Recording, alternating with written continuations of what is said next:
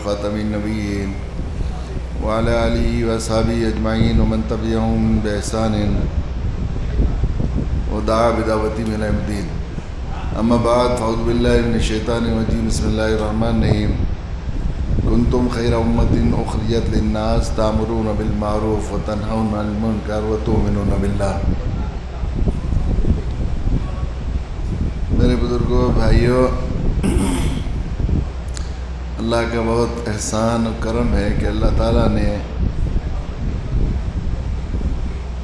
ہمیں اپنے فضل خاص سے، اپنے خاص احسان اور عنایت کے صدقے میں اپنے آخری نبی جناب رسول اللہ صلی اللہ علیہ وسلم کا امتی بنایا اور آپ پر ختم نبوت کا فیصلہ فرما کر نیابتاً ہمیں خیر امت کا لقب دے کر اللہ تعالیٰ نے داعی امت بنایا،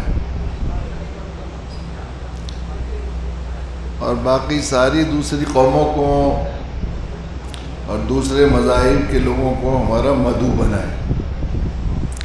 تو ہماری رشتہ ان سے داعی اور مدعو کا رشتہ ہے. کل بھی جیسا کیا، مسلسل اس بات کی تکرار ہوتی ہے کہ داعی کی حیثیت طبیب کی ہے، مدعو کی حیثیت مریض کی ہے. کسی طبیب کے لیے اپنے مریض سے ڈرنا، اس کو غیر سمجھنا، اس کے لیے کوئی منفی سوچ، بدخواہی کی سوچ، غیریت کی سوچ کی گنجائش نہیں، ورنہ وہ طبیب اپنے منصب کا حق ادا نہیں کر سکتا، نہ وہ طبیب ہونے کا حق ادا کر سکتا، کہلانے کا حق بھی نہیں رکھ سکتا. وہ شخص جس طبیب کی سوچ منفی ہو، وہ اپنے مریض سے ڈرنے لگے، مریض کو غیر سمجھنے لگے، تو وہ شخص طبیب کہلانے کا حقدار بھی نہیں ہے. اصل میں صحیح بات یہ ہے.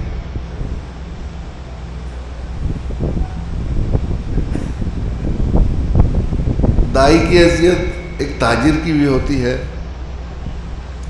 تاجر کو اپنا مال بیچنا ہوتا ہے تو ظاہر ہے کہ اس کا مطلب ہے اپنے گاہک کو بنانے، اس کو تیار کرنے، اس کا ذہن بنانے، اس کو بہلانے، اس کو پھسلانے کی ہر ملک کی کوشش کرے گا.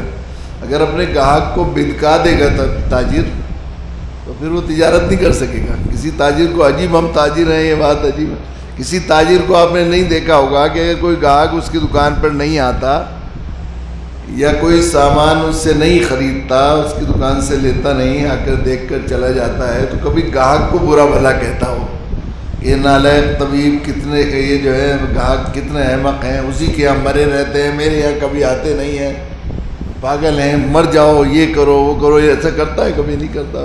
اپنی دکان ہی کے بارے میں سوچتا رہتا ہے، اصلاح کی کوشش کرتا رہتا ہے. شاید میری دکان صحیح جگہ نہیں ہے، شاید میرا پیکنگ صحیح نہیں ہے، مال صحیح نہیں ہے، ڈیلنگ صحیح نہیں ہے، میں اپنے گاہک کے ساتھ رویہ صحیح اختیار نہیں کر رہا ہوں، تو مجھے کیا کرنا ہے؟ اپنے گاہکوں کو لبھانے کے لیے دکان کو سجانے اور بنانے اور اس کی اصلاح میں لگا رہتا ہے. لیکن ہم عجیب بات ہے کہ ہم لوگ اپنے گاہکوں کو ہی مورد الزام ٹھہراتے ہیں. عجیب بات ہے. داعی کو اس کی گنجائش نہیں. غلطی تو ہماری ہے کہ ہم نے حق نبھایا نہیں، اپنی ذمہ داری کو ادا نہیں کیا، لیکن ہم مورد الزام ٹھہرائے ہیں ان کو، اپنے جو ہے گاہکوں کو یا اپنے مریضوں کو.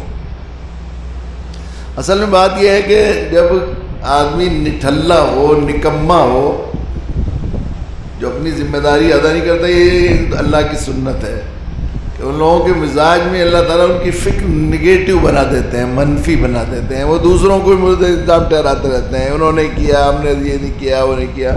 ہمارا حال بھی بالکل ایسا ہو گیا ہے، اپاہج امت کی طرح سے ہو گیا ہے. جس کو چلنا نہ ہو، جس کو کچھ کرنا ہونا ہو، وہ 100 بہانے بنا دیتا ہے. کاہلوں کے ساتھ تو ایسے ہی ہوتا ہے نا. ہوتی کاہل جو لوگ ہوتے ہیں ان کا ایسا ہی ہوتا ہے. اس معلوم ہے کہ کوئی آلس شالہ کاہلوں کی ہوتی ہے، بنایا کرتے تھے پہلے بیچارے کو، جو بالکل معذور لوگ ہوتے تھے ان کے لیے، ٹالی ٹلووں کے لیے بادشاہ بنا دیتے تھے. اس میں رہتا تھا کوئی آدمی، 3-4 رہتے تھے. تو کسی نے کہا کہ وہ جو ہے وہ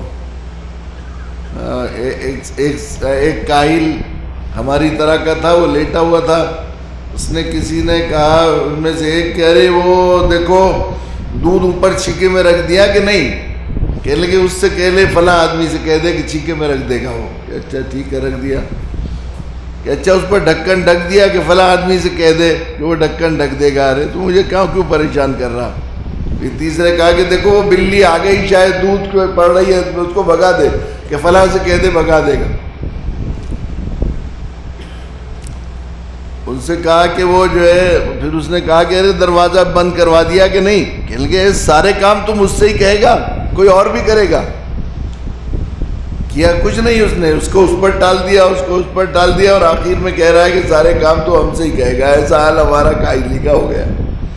جب آدمی چلتا ہے, دیکھیے میں نے ایک شعر لوگوں کو تک پہنچانے کے لیے ایک دفعہ جمعیت کا کیلنڈر چھپوایا تھا. منزلیں کسی کے گھر حاضری نہیں دیتی, راستوں پہ چلنے سے راستے نکلتے ہیں. گھر بیٹھے اگر سوچتا رہے آدمی یوں نہ ہو جائے وہ نہ ہو جائے وہ نہ ہو جائے تو 70 ساری چیزیں رکی ہوئی دکھائی دیتی ہیں. سڑک پر آپ چلیں اور دونوں طرف درخت کھڑے ہوئے ہوں تو ایسے لگتا ہے جیسے سڑک اگر کھڑے ہوئے آپ دیکھیں گے تو ایسا لگے گا کہ آگے تو روڈ بند ہے, بھائی رکو کہاں جاؤ گے, وہ تو روڈ تو بند ہے, درخت دونوں ملے ہوئے لگتے ہیں. اور جیسے چلتے رہو گے تو کھلی ہوئی روڈ دکھائی دیتی چلی جائے گی. یہی دعوت کے سفر کا بھی مسئلہ ہے. خصوصاً ہمیں ایسے ملک کے میں داعی بنا کر بھیجا گیا ہے. کل بھی یہ بات عرض کی گئی تھی کہ جو آخری درجے میں اپنے خیر خواہوں اور ہمدردوں کی دیوتا بنا کر پوجا کرنے والی اور انتہائی پیاسی امت ہے, انتہائی پیاسی ہے. دنیا کے ملکوں کا اگر آپ تجزیہ لیں گے اور جو کریں گے, ہم لوگ ناشکری کریں اور ہم یہ سمجھیں کہ ہم ایسے مشکل حالات میں ہیں اور یہ ہے واویلا کرتے رہیں, اللہ کی نعمت کی ناشکری کریں تو کیسی قدری کی بات ہے. ایسی پیاسی ایسی تیار ہے یہ قوم. اس لیے کہ اصل بات یہ ہے کہ اگر دنیا کے ملکوں کا جو ہے غیر جانبدارانہ طور پر رہنے والے لوگوں اور قوموں کی نفسیات کا اور ان کے حالات کا جائزہ لیں گے تو مسلمانوں کے بعد, شاید مسلمانوں کے بعد میں ذرا احتیاط کے ساتھ تھوڑا سا کر کے کہہ رہا ہوں, ورنہ بعض چیزوں میں تو ایسا لگتا ہے کہ مسلمانوں سے بھی آگے. مذہب کے لیے, دھرم کے لیے تیاگ کی, قربانی کا جتنا جذبہ اور جتنی محنت و مجاہدے کا جذبہ ہمارے یہاں ہندو قوم میں پایا جاتا ہے اتنا دنیا کی کسی قوم میں نہیں پایا جاتا. عیسائی دنیا نے تو چرچ کو چھوڑ دیا ہے. عیسائی اور دوسرے مذاہب والے جو مذہبی لوگ کہلاتے ہیں وہ عیسائی کہلاتے ہیں زیادہ عام طور پر دنیا میں سمجھا. لیکن عیسائیوں کا چرچ سے رشتہ ہی ختم ہو گیا, وہ تو اسے دقیانوسی بات سمجھتے ہیں. انگلینڈ میں ابھی پچھلے دنوں ایک سروے آیا تھا کہ وہاں فجر کی نماز میں جتنے مسلمان نمازی جماعت میں ہوتے ہیں اتنے اتوار کے روز ساری چرچوں میں نہیں آتے ہیں پورے انگلینڈ میں. حالانکہ آبادی کا تناسب کہیں زیادہ فرق ہے. وہاں 5% شاید مسلمان ہیں, 4% یا 5% مسلمان ہیں, لیکن فجر کی نماز میں تو سب سے کم نمازی آتے ہیں نا. اس میں اتوار کے روز ہفتے کے دن ایک دن آتے ہیں, بس چرچیں بک رہی ہیں. تو سب سے زیادہ قربانی تیاگ, مال جان کی قربانی دینے کا دھرم کے لیے, مذہب کے لیے جتنا جذبہ ہندو قوم میں پایا جاتا ہے اتنا دنیا کی کسی قوم میں نہیں پایا جاتا. اور دھرم کے لیے, مذہب کے لیے قربانی آدمی دیتا ہے اللہ کو راضی کرنے کے لیے. اب انہیں راستہ بتا دیا جائے راضی کرنے کا, یہ راستہ نہیں, یہ راستہ نہیں, تو اتنی قربانی کے ساتھ وہ اسلام میں آتے ہیں. اس بلا شبہ یہ بات ہے. اس لیے اللہ کے نبی نے فرمایا خیارکم فی الجاہلیہ خیارکم فی الاسلام. جو جاہلیت میں جتنے زیادہ مذہبی اور جس طرح کے مزاج کے اور اچھے اور آگے بڑھنے والے ہوتے ہیں وہی اتنے اسلام میں بھی آگے بڑھنے والے ہوتے ہیں. چنانچہ ایسی پیاسی قوم ہے, ایسی پیاسی قوم ہے. کل میں واقعہ سنا رہا تھا کھنڈوا کا, تو وہ ہم لوگ جب پروگرام سے فارغ ہوئے تقریباً 12:30 بج گئے. 12:30 پروگرام ختم ہوتے ہوتے 12:30 بج گئے. ہم لوگ اپنے مستقر پر پہنچے تو 1 بجے وہ جو مہاپور صاحب تھے میئر, ان سے ملا کر ان کی بات کل بتا رہا تھا. جب ہم لوگ پہنچے وہاں تو میں نے سوچا کہ اب 1 بج گیا ہے, گرمی کا موسم ہے, 3 بجے تو 3:00 پر فجر ہو رہی تھی. تو ہم لوگ ایسا کرتے ہیں کہ تہجد کی نماز پڑھ کر سو جاتے ہیں 1-2 گھنٹہ, پھر ہمیں جانا تھا. تو میں نے وضو کرنے کے لیے گیا تو ہمارے ساتھی تھے حافظ شہاب الدین، اللہ تعالیٰ فریق رحمت کرے، بڑے پیارے دوست اور بڑے لگن کے، بڑے درد مند دائیوں میں تھے. وہ بیچارے آئے میرے پاس اور انہوں نے یہ بات کہی کہ جو ہیں یہاں کے شیو سینا کے جو مکھیہ سنچالک ہیں یہاں کے، وہ کھڑے ہوئے ہیں نیچے، اور وہ یہ کہہ رہے ہیں کہ حضرت سے ہم جو ہے وہ مصافحہ ملا کے جاؤں گا. انہوں نے کہا کہ اب تو لیٹ گئے تو صبح جب اٹھیں گے تو نماز پڑھنے اٹھیں گے نا تو اسی وقت مصافحہ ملا کے جاؤں گا، مجھے صبح کو سفر پہ جانا ہے، یاترا ہے میری، مگر میں رہوں گا نہیں، میں مصافحہ ملائے بغیر نہیں جاؤں گا. تو مجھے عجیب انہوں نے آ کر کہا کہ ایسے کہہ رہا ہے. تو میں نے کہا اچھا میں وضو کراؤں، انہیں بلا لو اتنے تم. وہ بلا کے بٹھایا انہوں نے.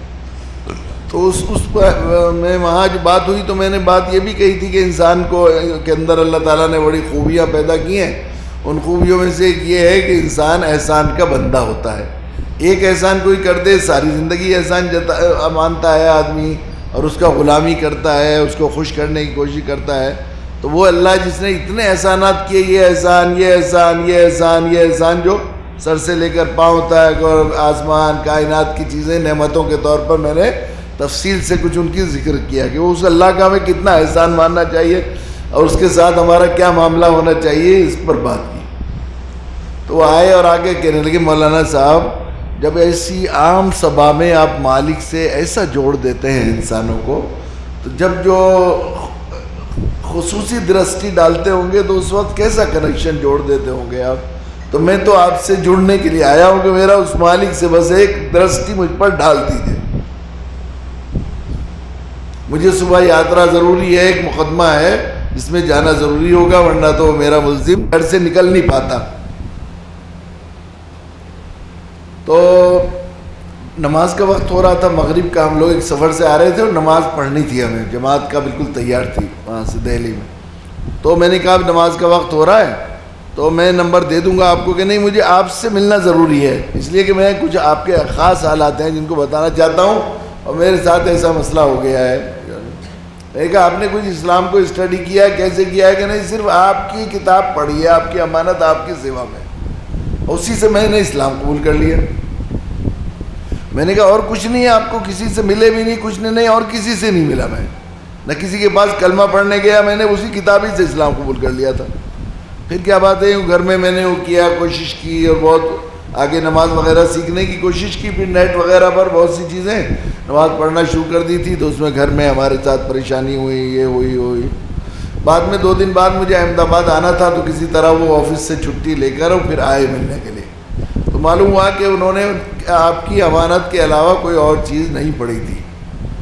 اب آپ ذرا سوچئے کہ احمد اس میں بڑودہ جیسے کمیونل ماحول میں جہاں اسلام اور مسلمانوں کے بارے میں ٹی وی پر، میڈیا پر، ہر چیز پر، گھر میں علاوہ مسلمانوں کے خلاف زہر افشانی کے اور کوئی سنا نہیں ہوگا اس نے مجھ سے کوئی بات اسلام کے بارے میں، کوئی خیر کی بات اس نے زندگی بھر. 35-33 سال کا آدمی تھا وہ بیچارہ، 33 سال تک اس نے صرف اسلام کے خلاف ہی سنا جو کچھ سنا.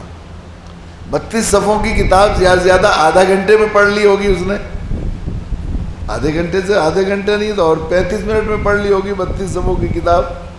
کتنی چھوٹی سی کتاب ہے، آپ کی امانت اگر ہندی صحیح سے پڑھنے والا ہو تو آدھے گھنٹے میں ختم ہو جائے گی. آدھے گھنٹے میں اسے اسلام کے بارے میں کیا جان لیا ہوگا اور کیا سیکھ لیا ہوگا جو 32-33 سال کے مخالف ماحول پر بھاری ہو گئی. اس سے معلوم ہوتا ہے کہ یہ قوم اندر سے پیاسی اور تیار ہے اسلام کے لیے، اور اتنا زیادہ وہ اسلام پر 32 صفوں کو پڑھ کر وہ مسلمان ایسا ہو گیا. مرد ہے وہ، سی اے ہے، کوئی پڑھا جاہل لڑکا نہیں ہے، کوئی سی اے ہے، باقاعدہ سی اے. تو اسے کتنا ریزسٹینس اور کتنا اس نے اپنے گھر والوں کے سامنے اسلام کو پیش کیا ہوگا، ان سے بحث و مباحثہ کیا ہوگا کہ اب اس کی حالت ایسی ہو گئی ہے کہ وہ گھر سے نکلنا اس کا مشکل ہو گیا. کتنا پختہ ہو گیا وہ اسلام پر. آدھے گھنٹے میں 35-32 سال کے مقابلے کی ذات میں تو معلوم ہوتا ہے یہ قوم کتنی تیار ہے. مگر تو ہی اگر نہ چاہے تو نیت ہی نہ ہو کرنے کی، وہ تو الگ بات ہے. وہی لطیفہ مجھے یاد آتا ہے بار بار، وہ میں سنایا کرتا ہوں. ہم نے بچپن میں اردو کی کتاب میں ایک مضمون پڑھا تھا نا، انصاف کو آواز دو انصاف کہاں ہے. طالب علم نے جو ہے وہ امتحان میں سوالات کے جوابات لکھے تھے اور ان کو 0 نمبر دے دیا، ممتحن نے 0 نمبر دے دیا، فیل کر دیا۔ تو اس نے شکایت کی کہ دیکھیے یہ سوال آئے تھے اور ان کے جواب لکھے ہمیں اور پھر بھی ممتحن نے 0 نمبر دے دیا۔ تو ان سوالات میں جو سوالات تھے، ایک سوال تھا کہ ایک گائے ایک آدمی نے 5 روپے کی خریدی، 7 روپے کی خریدی ہے، 5 روپے کی بیچی، تو بتائیے اسے نفع ہوا یا نقصان کتنا؟ تو اس نے کہا کہ نفع ہی نفع ہوا، اسے نقصان کہاں ہوا؟ جو 7 روپے کی گائے خریدی ہوگی وہ تو ایسے مریل ہوگی، 7 روپے کی تو مرغی بھی نہیں آتی، تو 7 روپے تو اس نے ضائع کر دیے تھے۔ 5 روپے جو مل گئے فری میں مل گئے، اس کے 5 روپے بچے، اسے 7 تو اس نے خرید کے ہی ختم کر دیے تھے، اب 5 روپے کا نفع ہی نفع ہوا، اسے سارا نفع ہی ہوا۔ ایک تھا کہ وہ زنک کو، جب سلفیورک کیمسٹری کا سوال ہے کہ زنک کو سلفیورک ایسڈ گندھک کے تیزاب میں ڈالا جاتا ہے، کیا ہوتا ہے جب یہ آتا ہے اس میں 12ویں اور 10ویں کلاس کے، تو وہ ہائیڈروجن گیس بنتی ہے، یہ ہوتا ہے اس کا جواب کہ ہائیڈروجن گیس بنتی ہے۔ اس نے لکھا کہ کیا ہوتا ہے جب زنک کو سلفیورک ایسڈ میں ڈالا جاتا ہے؟ اس نے لکھا کہ وہی ہوتا ہے جو منظور خدا ہوتا ہے۔ ایک سوال تھا کہ ایک لٹھا ہے جو ایک تالاب میں گڑا ہوا ہے، اس کا 1/3 حصہ کیچڑ میں، 1/3 حصہ پانی میں اور 1/3 پانی سے اوپر ہے۔ پانی کا حصہ اگر 4 فٹ ہے تو پورے لٹھے کی لمبائی بتاؤ کہ لٹھا پتہ نہیں کب سے گڑا ہوا ہوگا، سارا گل بھی گیا ہوگا، وہ اتنی قیمتی چیز نہیں ہے کہ اس کے لیے ہم اتنی محنت کریں، پانی میں گھسیں اور کیچڑ کو ناپیں۔ جس کو اگر کوئی بیچارہ بھوکا فقیر ہوگا تو وہ کھود لے گا اور کھود کے خود ناپ کے بیچ لے گا، اس میں کہاں اتنے چکر کرنے کی ضرورت ہے۔ ایک تھا کہ 2 عورتیں اور 1 مرد ایک کام کو 3 دن میں کرتے ہیں، تو 5 عورتیں کتنے دن میں کریں گی؟ ان کا وہ کام ہوگا ہی نہیں کبھی، اس لیے کہ 5 عورتیں بیٹھ جائیں گی تو باتیں ہی باتیں کریں گی، کام کہاں کریں گی۔ اس میں ایک سوال جو ہمارے مطلب کا ہے، ہماری مثال کا، وہ یہ ہے کہ ایک بندر ایک کھمبے پر چڑھ رہا ہے اور وہ 1 گھنٹے میں 3 فٹ اوپر چڑھتا ہے اور 1 فٹ نیچے اتر جاتا ہے۔ اگر کھمبا 24 فٹ کا ہو تو بندر اوپر چھت ٹاپ پر کتنی دیر میں پہنچے گا؟ اس نے جواب میں لکھا کہ وہ پہنچے گا ہی نہیں اوپر۔ کہ کیوں نہیں پہنچے گا؟ جب 3 فٹ اوپر چڑھ گیا ہے اور اسے اوپر چڑھنا ہے تو 1 فٹ نیچے کیوں اترتا ہے ہر گھنٹے میں؟ اس کا مطلب یہ ہے کہ اس کی نیت نہیں ہے چڑھنے کی، اور جب اوپر چڑھنے کی نیت نہیں ہے تو کبھی بھی نہیں چڑھے گا، جب ارادہ ہی نہیں ہے، سوچی نہیں ہے ہم نے۔ تو ایسے ہی ہمارا ہے، جب ہم نے دعوت کے کام کی سوچی نہیں ہے، برادران وطن کا حق ادا کرنے کی سوچی نہیں ہے، ایسے پیارے ماحول کی قدر کرنے کی سوچی نہیں ہے، تو ہمیں ساری برائیاں ہی برائیاں دکھائی دیتی ہیں، مایوسیاں ہی مایوسیاں دکھائی دیتی ہیں، نا امیدیاں ہی نا امیدیاں دکھائی دیتی ہیں۔ یہ ہو گیا، یہ ہو گیا، یہ ہو رہا ہے، ہائے ہائے ہائے ہائے یہ ہو رہا ہے۔ لیکن ہمارا منصب ہائے ہائے کا نہیں ہے، ہمارا منصب دائی کو ہمیشہ امید، ہمیشہ خیر تلاش کرنی چاہیے۔ میں نے آخری صفحے میں ایک واقعہ چھوٹا سا لکھا تھا کہ وہ ایک ہمارے حضرت مفتی محمود صاحب نفر اللہ مرقدہ، وہ ہمارے فقہا کے سرخیل تھے، ان کا جو ہے وہ ایک مرتبہ ان کے ایک حضرت سے بڑا تعلق رکھنے والے تھے، وہ حضرت کے وصال کے بعد ملاقات ہوئی، انہوں نے کہا کہ میں نے کچھ پیسے تجارت میں لگائے ہیں اور اس تجارت سے جو نفع ہوگا وہ حضرت کے نام پر جو ہے وہ یادگار محمود یا کیا ایک پرچہ نکالوں گا میں نے کہا بڑی اچھی بات ہے، حضرت کے فتاوا، حضرت کے ملفوظات، حضرت کی چیزیں، بہت خوشی۔ تو میں 1-2 مہینے کے بعد جانا ہوا، محرم کا مہینہ تھا، تو انہیں نفع ہوا، انہوں نے وہ پہلا شمارہ دکھایا، اس کے اوپر جو ہے وہ لکھا، اس کے ٹائٹل پر انہوں نے چونکہ حضرت حسین رضی اللہ تعالیٰ عنہ شہدائے کربلا پر پہلا مضمون اداریہ کے طور پر کیا تھا، انہوں نے اس پر لکھا تھا، کچھ مضامین کے عنوان تھے، جو سب سے پہلا عنوان تھا آہ نواسہ رسول، آہ نواسہ رسول۔ میں نے کہا بھئی یہ تو ہماری اسپرٹ کے اور ہمارے مزاج اور ہمارے مسلک کے خلاف ہے بات، کیا یہ تو آپ نے بالکل ہی غلط جو ہے ابتدائی غلط کر دی۔ انہوں نے کہا بے تکلف تھے ذرا جاننے والے بہت ہی، کہ کیوں؟ میں نے کہا ہمارے یہاں شہادت کوئی حادثہ نہیں ہے، شہادت مطلوب و مقصود مومن، ہماری جنت میں جانے کا مختصر ترین راستہ ہے شہادت۔ حضرت حسین رضی اللہ تعالیٰ عنہ کو مجبوراً شہید نہیں ہونا پڑا، آپ نے اپنی جان اللہ کے راہ میں قربان کی اپنے اختیار سے، اس شہادت کا جام نوش فرمایا، اس شہادت کا شرف حاصل کیا، نہ کہ شہادت کی مصیبت میں پھنسے ہو. ہمیں ہونا چاہیے واہ نواز رسول، عنوان یہ ہونا چاہیے واہ نواز رسول. بلا شبہ یہی بات ہے.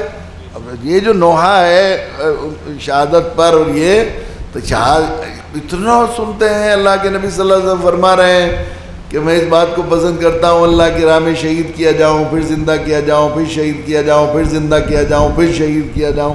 ایک روایت میں 70 بار شہید کیا جاؤں. اللہ کے نبی کی سب سے پسندیدہ دعائیں جو 4 بعض محدثین نے نقل کیا، ان میں ایک دعا اللہم ارزقنا شہادتاً فی سبیلک، اللہ اپنے راہ کی شہادت مجھے عطا فرمائی. قرآن کہہ رہا ہے وَلَا تَقُولُوا لِمَن يُقْتَلُ فِي سَبِيلِ اللَّهِ أَمْوَاتٌ. جب ان تمام چیزوں پر ہمارا ایمان ہے تو پھر کیا ہوئی شہادت پر؟ شہادت تو واہ ہے، خوش قسمتی ہے حضرت حسین رضی اللہ تعالیٰ عنہ کی کہ انہیں شہادت کی ایسی دولت نصیب ہوئی. اور جس کو شہادت فزت رب الکعبہ، صحابہ شہید ہوتے کہتے آپ رب کعبہ کی قسم، شہید ہوتے ہوتے لوگوں کو پیغام دیتے تھے رب کعبہ کی قسم ہم کامیاب ہو گئے. تو کامیابیاں پر ہونی چاہیے، وہاں ہونی چاہیے. میں نے کہا بات تو بہت صحیح ہے. یہ اصل میں سوچ داعیانہ اور غیر داعیانہ، اس کا فرق ہے. اصل میں خیر خانہ بدخانہ سوچ یہ بنتی ہے دعوتی اسپرٹ کے ہونے نہ ہونے کی وجہ سے. اصل چیز یہ ہے کہ ہم نے اپنے مذہب کی لاج نہیں رکھی اور ہم چھوڑ دیا، اس لیے ہمیں ایسے حالات لگتے ہیں. اس لیے ضرورت اس بات کی ہے کہ ہم ہمیشہ اس کا لحاظ کریں کہ ہمارا منصب ہماری حیثیت طبیب کی اور ان کی حیثیت مریض کی ہے.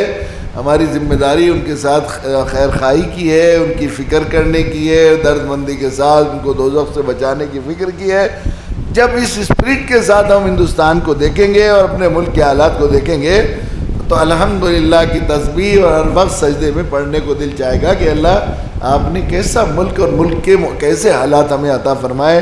اللہ تعالیٰ ہمیں توفیق عطا فرمائے کہ ہماری سوچ 100% داعیانہ ہو اور ہمارا مزاج شکر کا بنے، ہمارے امید کا مزاج بنے اور نا امیدی کے، نا شکری کے گناہ جرم سے اللہ تعالیٰ ہمیں آپ کو محفوظ فرمائے. وآخر دعوانا الحمدللہ رب العالمین.